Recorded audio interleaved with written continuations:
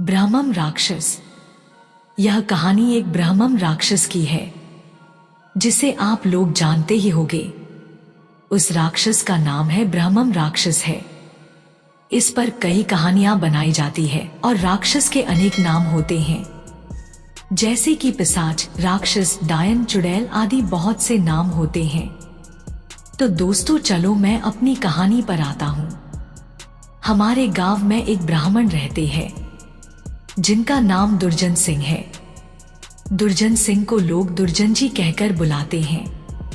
उनके घर से कुछ दूरी पर एक खेत था। उस खेत में एक बहुत बड़ा बरगद का पेड़ था। वह बरगद का पेड़ बहुत पुराना था।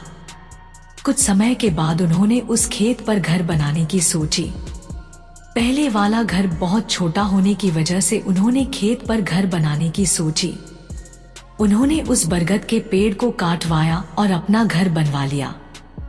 कुछ दिन तो ठीक ठाक चला, पर कुछ दिन बाद दुर्जन जी बड़े परेशान रहने लगे। वह कभी पूजा करते और कभी नहीं। तो उनकी बीवी ने उनके बदले स्वभाव को देखकर पूछा कि तुम आजकल पूजा नहीं करते हो और आजकल बदले से रहते हो, कभी बच्चों को डांटते रहते हो, तुम्हें हुआ क्या है? दुर्जन जी के चेहरे पर मुस्कान आई और वह कहने लगे, मेरे घर को तोड़कर अपना घर तो बना लिया है और इसे क्या पूजा करने के लिए कह रही हो? मैं ही तो भगवान हूँ, इसे पूजा करने की कोई जरूरत नहीं है।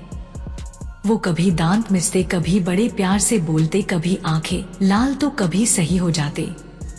उनकी बीवी के शक हो गए कि जरूर किसी का साया है और वो बातें ऐसे नहीं करते हैं जैसे कि उनके अंदर से दो लोग बोल रहे हों।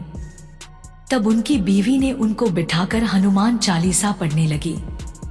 वो सोच रही थी अगर कोई होगा तो भाग जाएगा, पर दुर्जन जी पर उसका कोई असर नहीं पड़ा रहा था। वह एक टक लगाए देखे जा रहे थे। उनकी बीवी काफी मंत्र और गायत्री मंत्र पढ़े।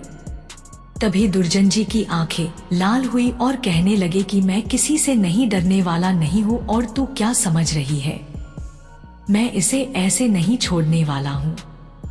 तब तक उसका छोटा बच्चा वहां आ गया।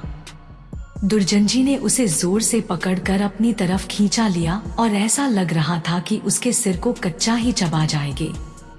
उसकी मम्मी बोली कि बच्चे को छोड़ दो, इसने क्या तुम्हारा बिगाड़ा है?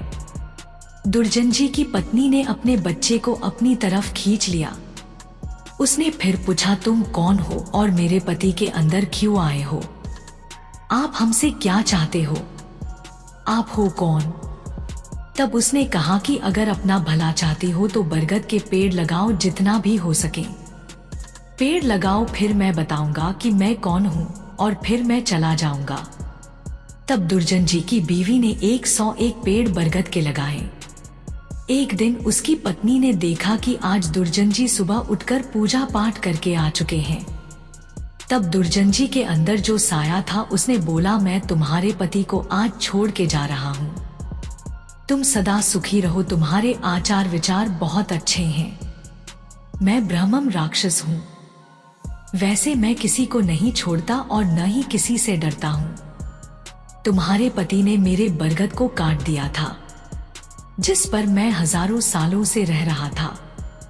मुझे गुस्सा तो आया, पर मैं तुम्हारी अच्छाई के कारण मैंने इन्हें छोड़कर जा रहा हूँ, तुम्हारे पति को छोड़कर। तब दुर्जन जी अचानक सही हो गए। तब दुर्जन जी की बीवी की आंखों से आंसू निकल आए। तो दोस्तों, अगर बुरे के साथ अगर तुम अच्छा करोगे तो एक दिन वह भी अच्छा हो जाता है।